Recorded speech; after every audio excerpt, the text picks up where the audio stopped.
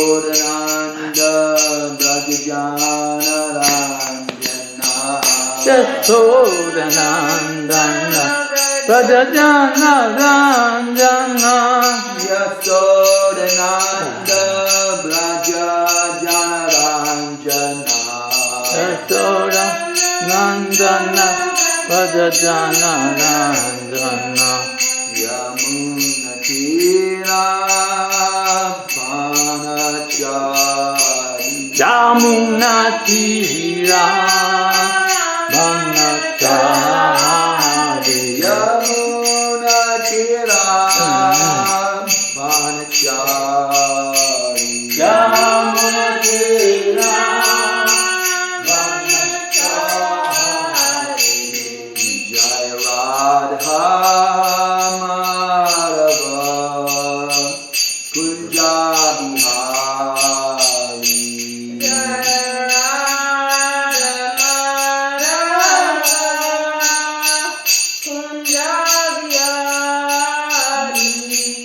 Jai Radha Madhava Kunja Bihari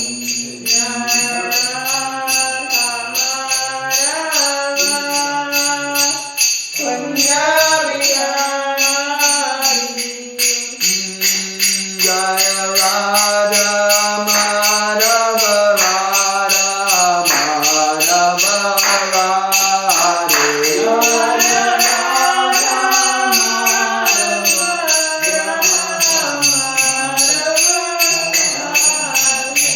Jaya Radha Madhava Radha Madhava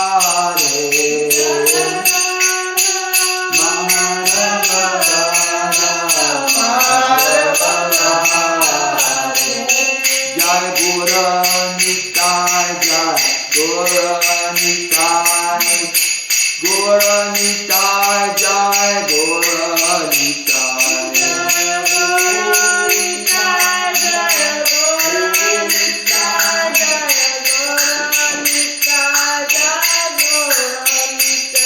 Jaya Prabhupada Shiva Prabhupada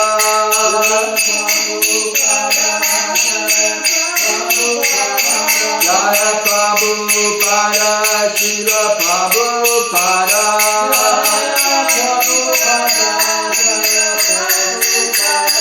Jaya Prabhupada Jaya Prabhupada Shiva Prabhupada Jaya Prabhupada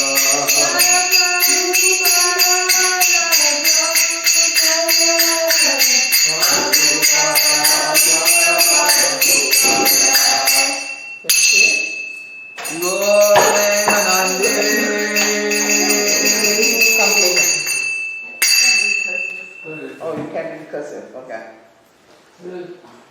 This is my favorite type of mask for chanting. I've had them all.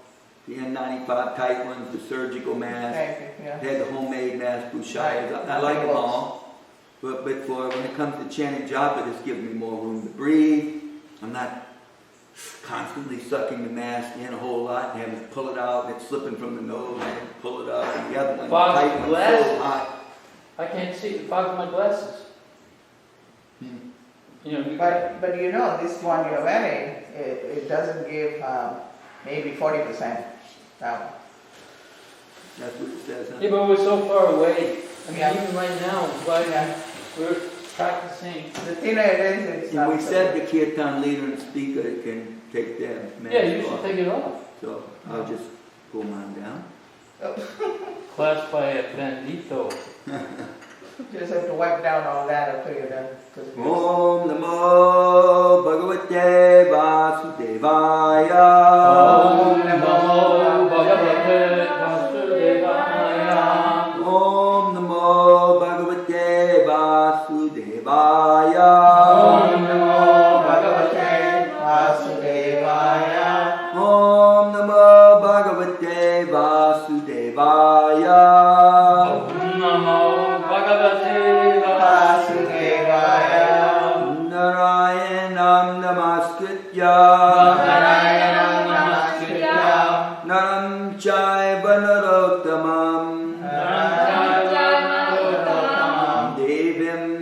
Saraswatim Vyasam Devem Saraswati Vyasam Tato Jaya Mudiraye.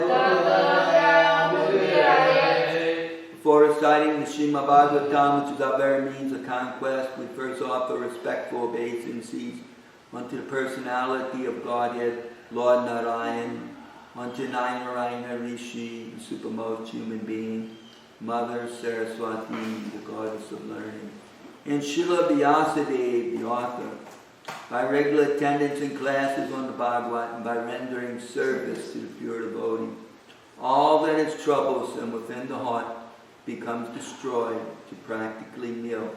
And thus, loving service unto the glorious Lord, who is praised with transcendental hymns, becomes established as an irrevocable fact. Srimad Bhagavatam, Canto 2, questions by King, that's not the title of the chapter, the canto, excuse me. Is this one? The title of the chapter is Questions by King Parikshit, and that is chapter number 8, and it's verse number 10 today.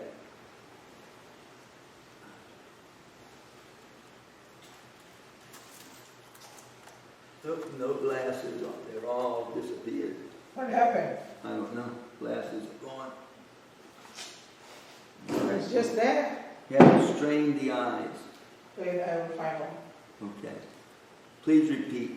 Sachapi Sachapi yatra Yatra purusho Purusho Sachapi yatra purusho Sachapi Yatra Purusho Vishwa Vishva Stiti Siti Ubhavavyayah Ubhavayaha Vishwastitya let's see.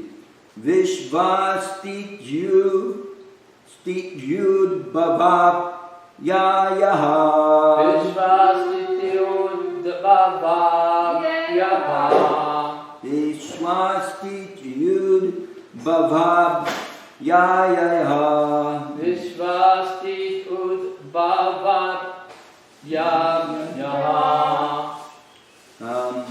Mukvatma Muktavatma Majam Mayam Majeshaha Majeshaha Mukvatma Majam Majesaha Mukvatma Mayam Majeshaha Sete Sete Sarva Sarva Guhasayaha Uhashayaha Sete Sarva Guhasayaha Sete Sarva Guhashayaha Sachapi yatra purusho Sachapi Purusho What? Vishwastityud bhavayaha Vishvasti Udbhavapaya Mukvatma Majam Majesaha Mukvatmamaya Maheshaha Sete Sarva Guhasayaha Sete Sarva Guhasayaha Sachapi yatra purusho Sachapi Yatra Purusho Wait. Vishwastityud bhavayaha Udbhavapaya I'm going to go. Mukvatma Majam Majesaha Mukvatmamaya Maheshaha Sete Sarva Guhasayaha Sachapi yatra purusho Sachapi Yatra Purusho Vishwastityud bhavayaha Vishvastityud Bhavayaha Mukvatma Maya Majesaha Mukvatmamaya Majeshaha Sete Sarva Guhasayaha Sete Sarva Guhasayaha Sachapi Yatra Purusho Sachapi yatra purusho Vishvastityud Bhavayaha Vishvasti Udbhavaya Maya. Muktvatmamayam Mayesha. Muktvatmaya Mayesha. Sheti Sarva Guhashayaha. Sete Sarva Guhasayaha. Sachapi yatra purusho. Sachapi yatra purusho. Vishwastiti udbhavakyayah. Vishvasiti udbhavakyayah. Muktvatma mayam mayeshah. Muktvatma mayam mayesah. Sete sarva guhashayah. Sete sarva guhasayah. Sachapi yatra purusho. Sachapi yatra purusho. Vishvasti udbhavakyayah. Vishwasti yudbhavayaha. Muktvatmaya mayesa. Muktvatmaya mayesa.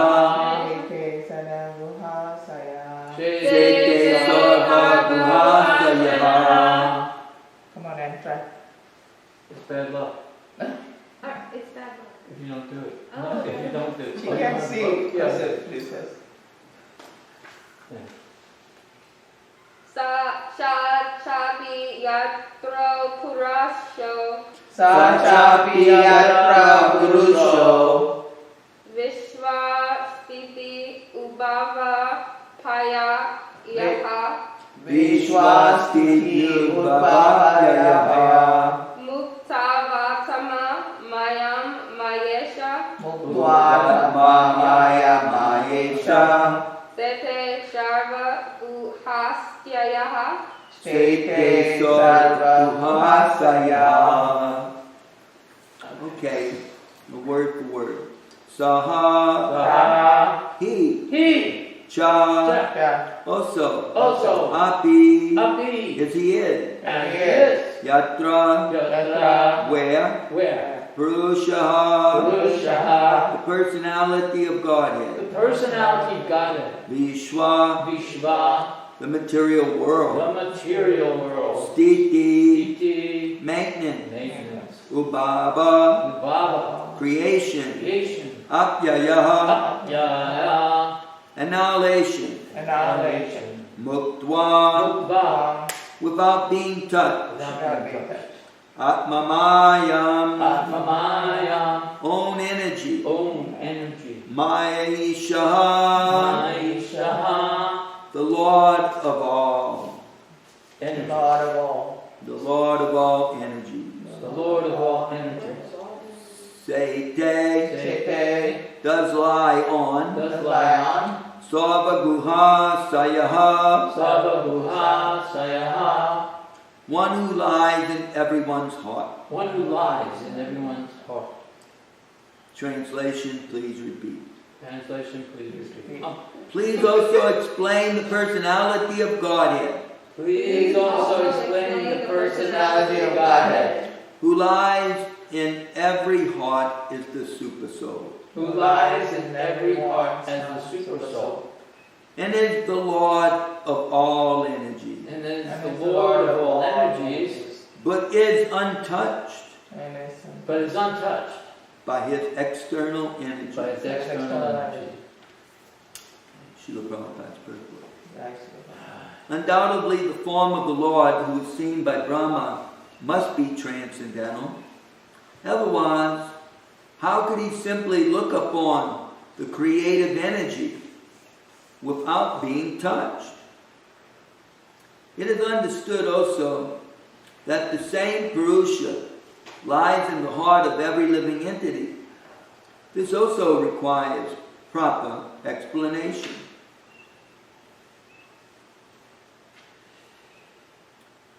So we're going to do a few verses, but I'll say a little something about this sloka.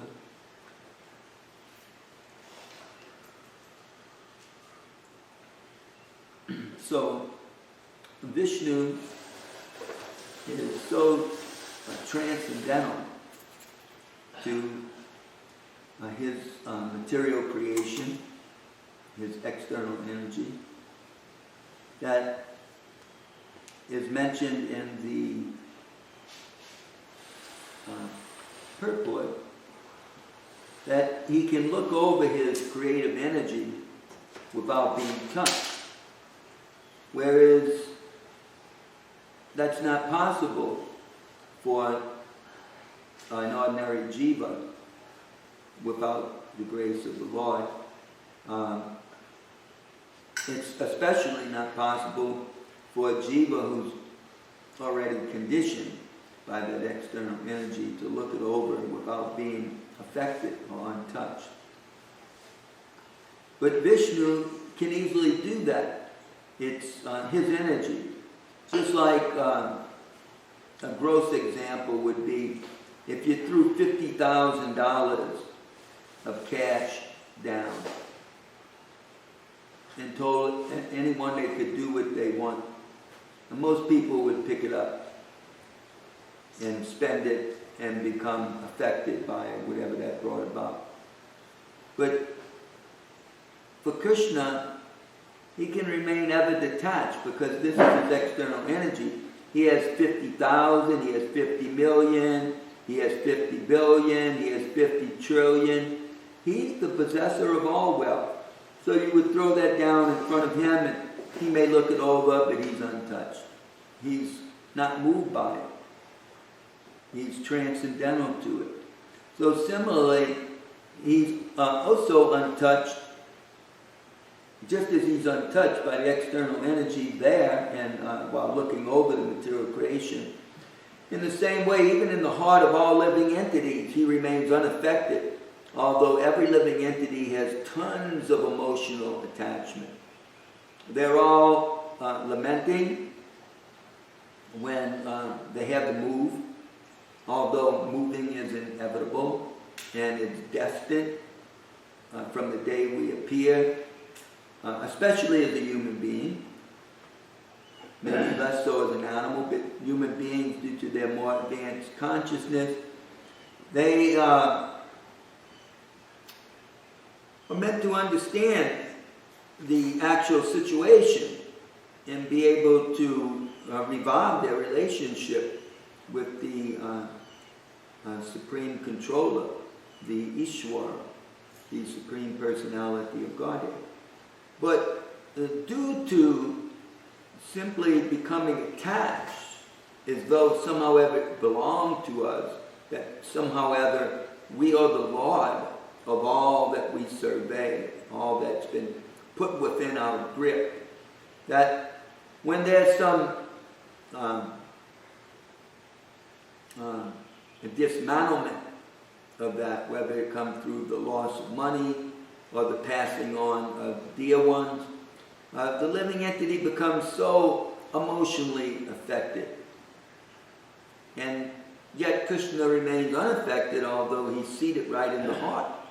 And the living entity is his very dear part and parcel. It's not that he jumps up and tries to shake him. Say, no, please don't cry. I'm right here with you. It was never permanent. No, we have to understand that he is this multiple, unlimited time. You could time it by, the power of this or the power of that. And, he's heard it so many times, past, present, and future, in countless universes, throughout unlimited creations. So he remains unaffected by all this maya, or illusion, this dream.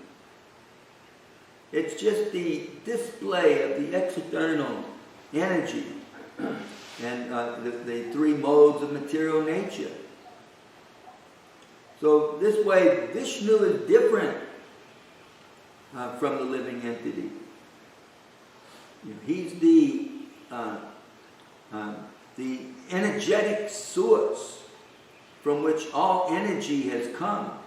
And it's all his personal creation with he's the, not just the source, but he's the balance of everyone. Everyone is meant to be in a conscious relationship with him. But in Maya, we're in an unconscious relationship from him. And we're going about life like he doesn't exist. And we develop unlimited attachment to what is completely temporary and was only meant for reviving a relationship back with him. But instead of doing that, we become ground in, meaning we become super attached to our home, our family, our country, our community, state, our planet, our universe, as though it was our permanent home. But it's just like an ordinary apartment that one will only live in for a year. You don't bother to put too much energy into it, only to keep it clean and livable. But you wouldn't spend thousands and thousands and thousands of dollars fixing up somebody else's apartment. So this material world, it's like that, but it's not just an apartment to live in for whatever enjoyment we're destined to have in suffering. It's meant to be lived in as a human being to understand that relationship with Krishna. But Maya is so powerful that she's covered over the source of knowledge.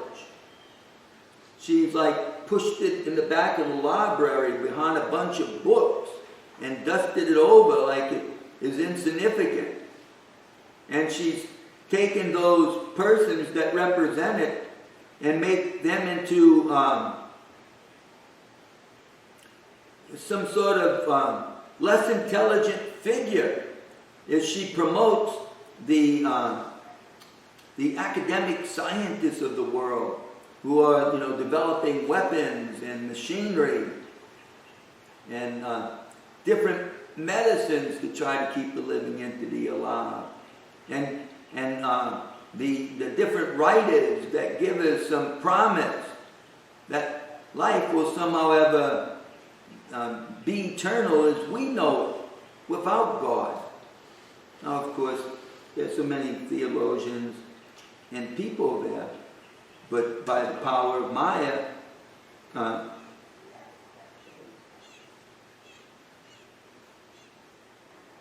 the entire university system of the world, but the state-run universities care less. They just given a little department. Most of those departments are being dropped as the budget drops. Instead, they have to struggle to maintain their schools to teach people. And by the arrangement of Lord Chaitanya, there seems to be a little bit more state support. A lot of times there's state support so long as it supports some sort of nationalism. So long as that religion supports the national culture of a particular people and inspires them that they are that. When in reality they're not that. They're not Arabian. They're not a Muslim. They're not a Jamaican. They're not an African. They're not a European. They're not an Indian.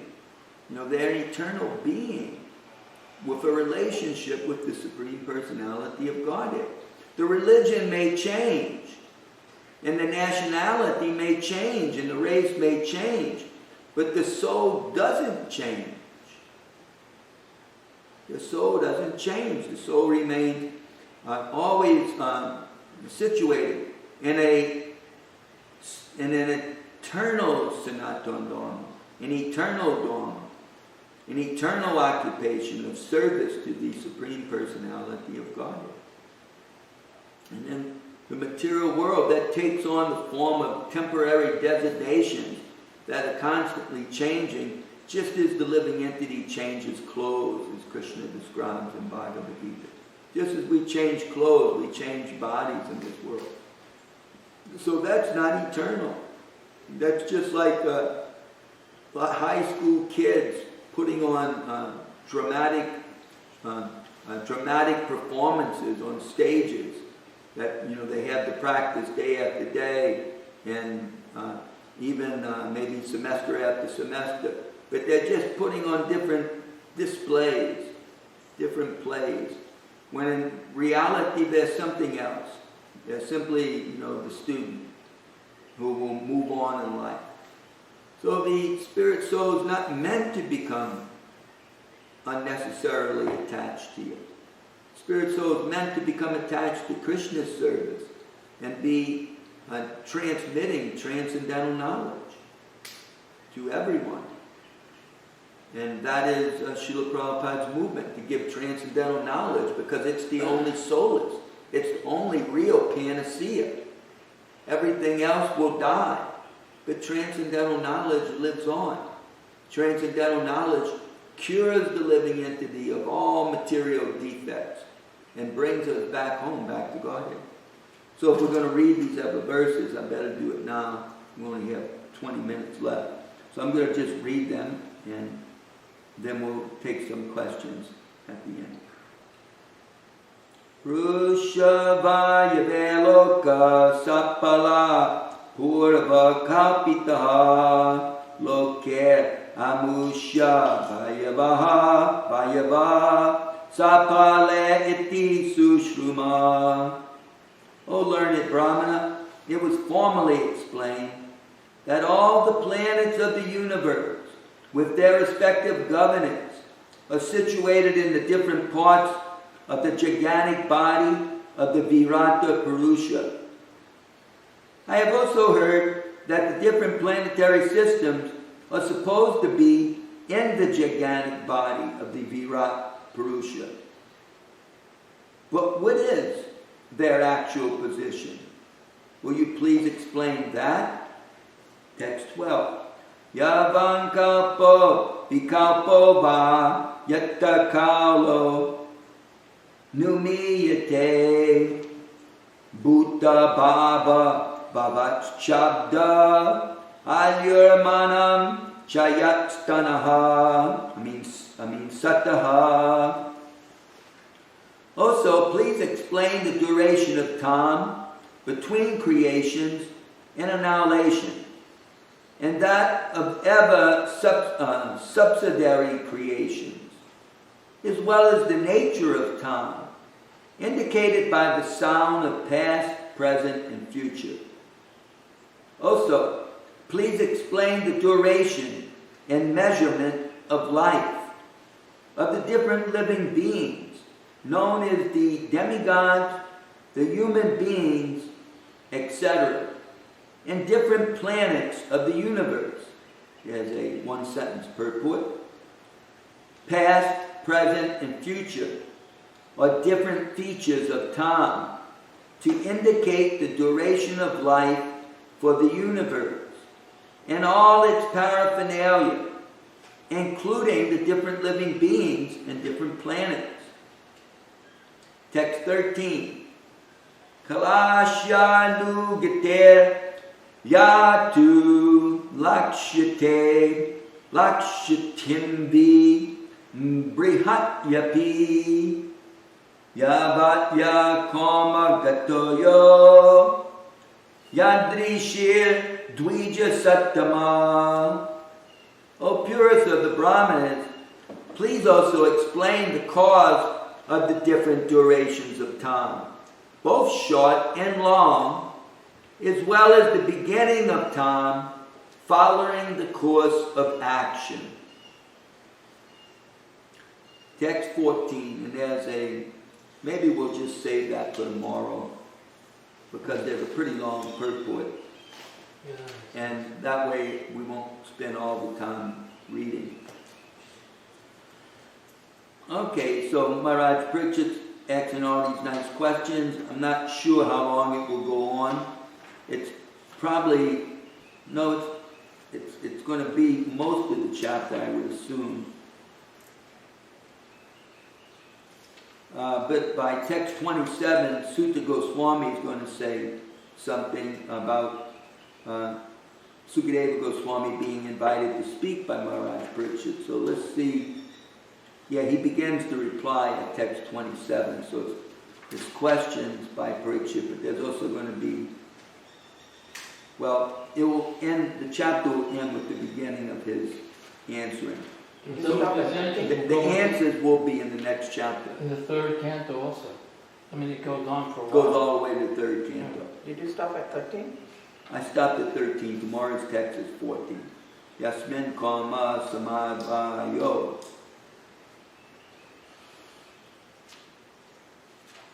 Really nice questions. If I had to try to answer them, it would really require a lot of research, and I'm sure it would not be as satisfying as a Vaishnava scholar could put together. With my limited ability to perform such research or limited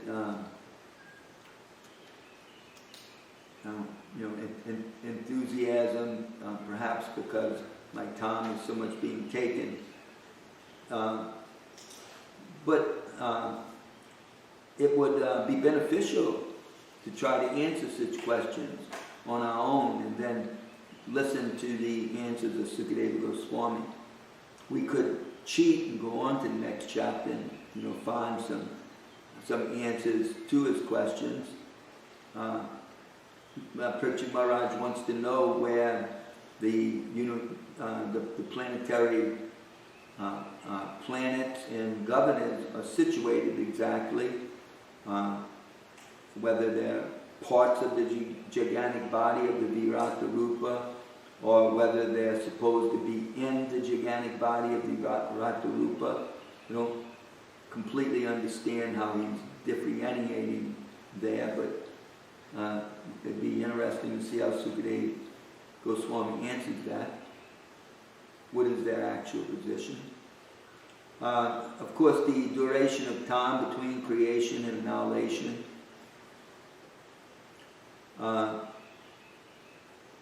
That's, I would assume, we generally think of as the rotation of ages, and at certain times there's partial devastations and subsidiary creations.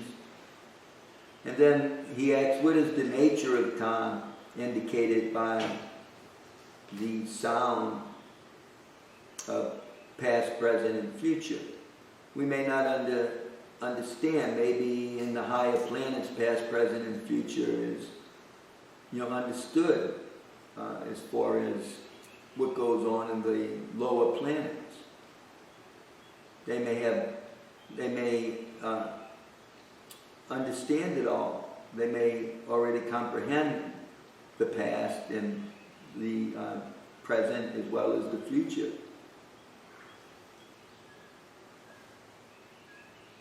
So, what is the exact nature of time? We know that we calculate it by the seasons and the movement of the sun rising and setting. That's how we as human beings calculate it. And even in the Bhagavatam, it's stated how 6 months of human time is simply a day of celestial time, but yet Brahma's time extends far beyond that. 100 years calculation is just his life, but within 100 years of his life there are practically unlimited cycles of the 4 yugas. But just within 12 of his days, there's 1,000 rotations of that cycle just in one day of Brahma.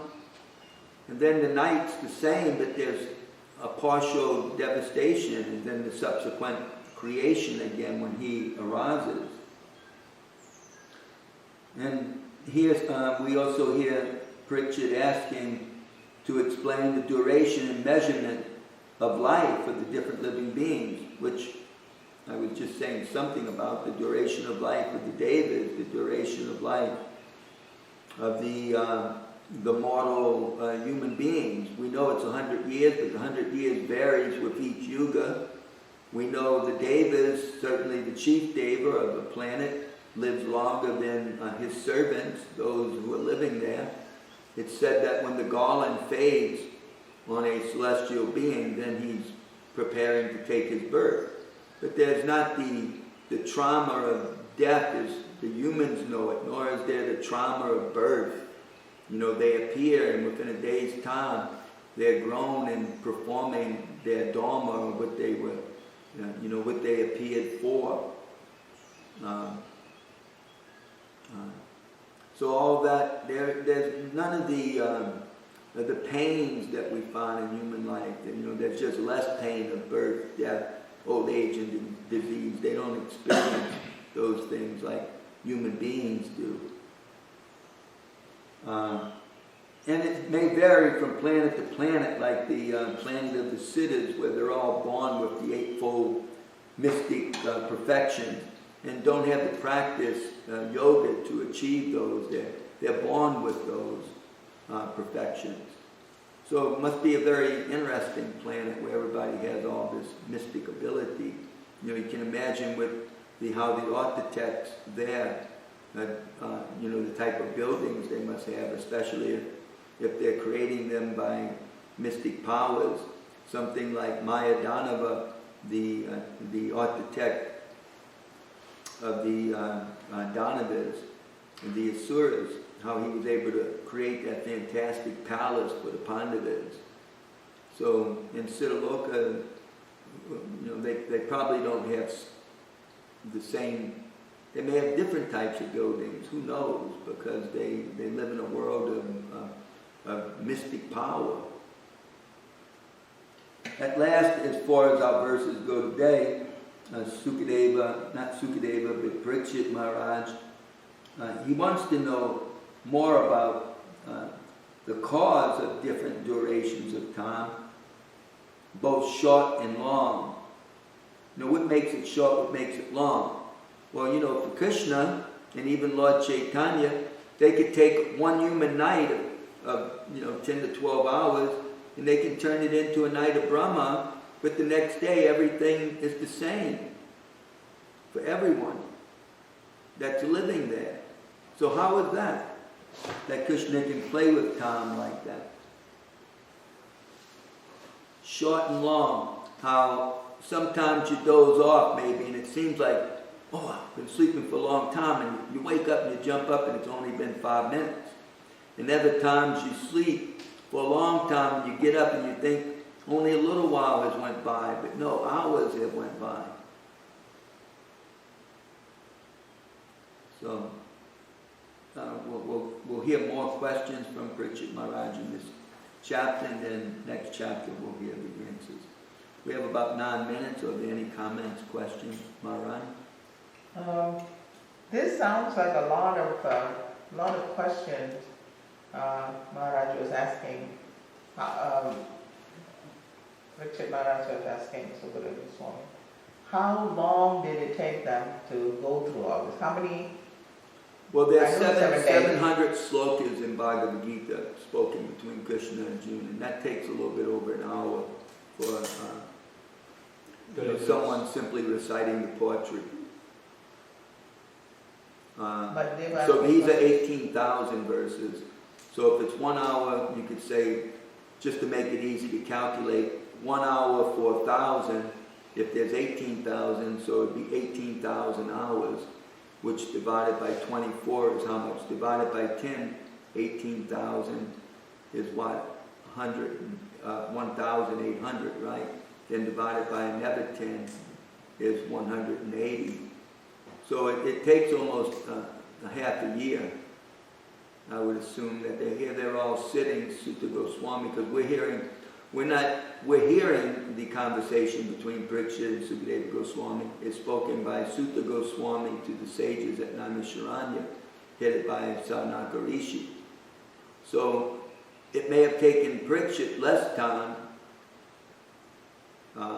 because sometimes Sutta Goswami is elaborating. But I'm not sure exactly how much. But you only had 7 days. So. What, Lakshmi? Yes, for the Bhagavad Gita was spoken in 30 minutes. In those times, in Dwapara Yuga. Oh, in those times, okay. Yeah. Mm. They were probably so fluent. So maybe just 3 months' time for these sages. You know, But he had only 7 days. he had 7 days. Yeah, so it had to be spoken in 7 days for him. Perhaps the sages at Naimisharanya was a bit longer.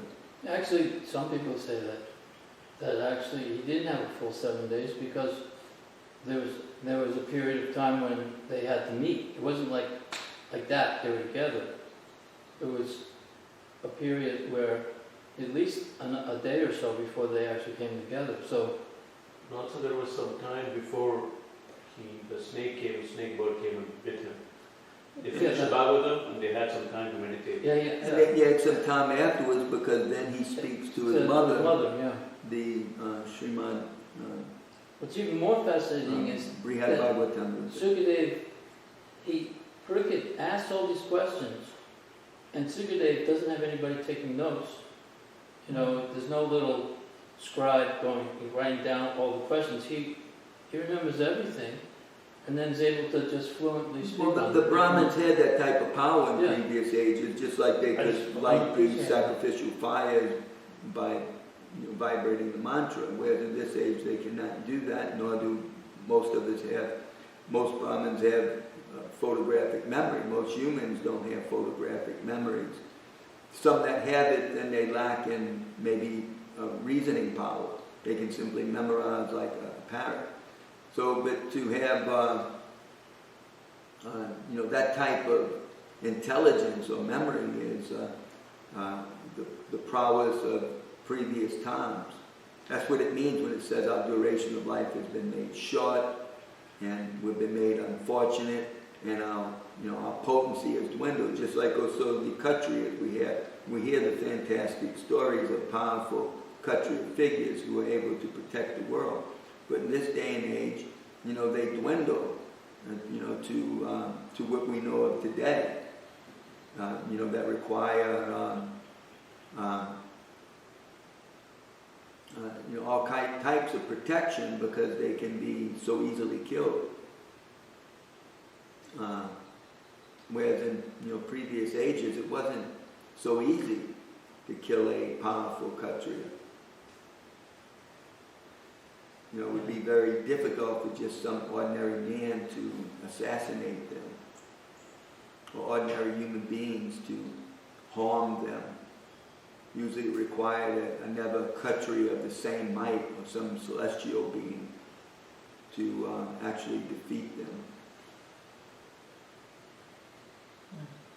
So, but not in Kali Yuga. In Kali Yuga, everybody is thrown into the mode of ignorance to a great extent, and generally a Sudra by birth, and then according to some training and work, we take on different designations. I have a question. You said Yeah, 1,000 slokas takes 1 hour, so wouldn't it be 18? It took them 18 hours to do 18,000 slokas? No, I may have calculated that wrong. I thought I said 180 days for according to my calculation, 180 days for 18,000 slokas. Yeah, but you said it takes an hour to do 1,000 slokas. No, yeah, but that was if the Bhagavad Gita, which is 700 slokas, was spoken in an hour. So I just made it 1,000 to make it easy to calculate. I have another question. What is Dharma? Dharma is often translated as occupation. Many Western translators translate it as religion, but Prabhupada didn't like that translation, to translate it as religious faith. Prabhupada saw religion as some type of faith in the Supreme and God and what is transcendent or beyond our perception. Prabhupada didn't like that translation for Dharma. Dharma is, Srila Prabhupada would define, is the ingredient within a living thing that is that you identify it by. And he would give the example of sweetness for sugar. So the dharma of a human being is service. The dharma of a spirit soul is also service, but the spirit soul spontaneously serves the Supreme Personality of Godhead, whereas a human being, they may be self-realized and serve the Supreme Being, but they may not be self-realized, and so that service becomes either very narcissistic, where they only serve their self, or it may be extended to their family, or to their club, their fraternity, their school, their country, their community, their planet, their race, their environment, like that. But all of that is, a service attitude. So that is the dharma of a living being, our service attitude. To be happy, we have to render some satisfactory service.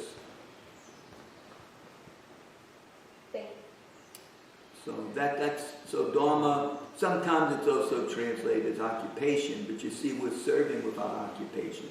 A person who makes eyeglasses for people, he's serving people with his occupation of making eyeglasses. A farmer is serving people by producing food. An accountant is serving people by keeping care of accounts for people. So everyone's serving.